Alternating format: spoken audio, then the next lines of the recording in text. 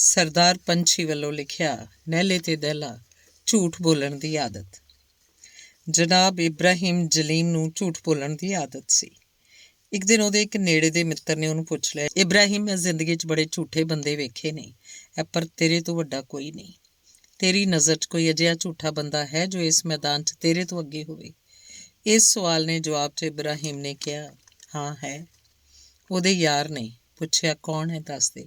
ਇਹਦੇ ਜਵਾਬ 'ਚ ਇਬਰਾਹਿਮ ਨੇ ਥੋੜ੍ਹਾ ਜਿਹਾ ਸ਼ਰਮਾ ਕੇ ਕਿਹਾ, ਉਹ ਮੇਰੇ ਪਿਤਾ ਜੀ ਹਨ। ਮੈਂ ਜਦੋਂ BA 'ਚ 1 ਨੰਬਰ ਤੋਂ ਪਾਸ ਹੋਇਆ, ਅਰਥਾਤ ਮਾਰਜਨ ਤੋਂ 1 ਨੰਬਰ ਵੱਧ ਲੈ ਕੇ ਪਾਸ ਹੋਇਆ, ਤਾਂ ਮੇਰੇ ਪਿਤਾ ਜੀ ਨੇ ਸਾਰੇ ਸ਼ਹਿਰ ਦੀ ਦਾਵਤ ਕਰਕੇ ਲੋਕਾਂ ਨੂੰ ਮਠਿਆਈਆਂ ਖਵਾਈਆਂ, ਦਾਰੂ ਪੀਣ ਦੇ ਸ਼ੌਕੀਨਾਂ ਨੂੰ ਵੀ ਰੱਜ ਕੇ ਪਿਆਈ, ਬੱਚਿਆਂ ਨੂੰ ਖਿਡੌਣੇ ਵੰਡੇ ਤੇ ਕਿਹਾ, ਮੇਰਾ ਬੇਟਾ ਯੂਨੀਵਰਸਿਟੀ ਤੋਂ 1 ਨੰਬਰ 'ਤੇ ਪਾਸ ਹੋ ਗਿਆ, ਮਤਲਬ ਫਸਟ ਆਇਆ।